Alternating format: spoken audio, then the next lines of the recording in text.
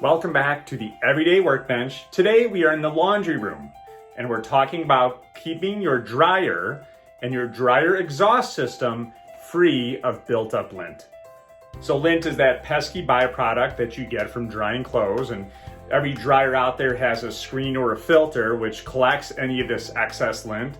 And yes, it's important to clean that out between drying cycles, but over time, the lint gets past that screen and will build up within the dryer and the dryer exhaust system.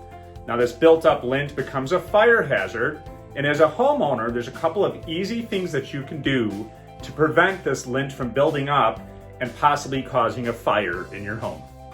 Now you should be cleaning out the lint from your dryer screen between every drying cycle. This is the first step in making sure that you're keeping your dryer and your dryer exhaust system safe. Now on an annual basis, you're gonna wanna do a more thorough cleaning.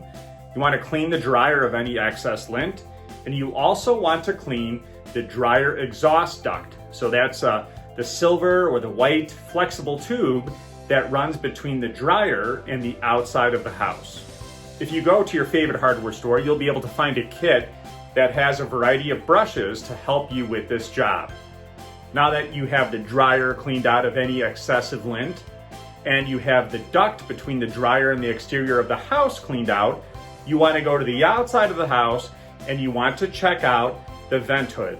Removing any built-up lint from your dryer and your dryer exhaust system is an important project that every homeowner should be taking on at least once a year.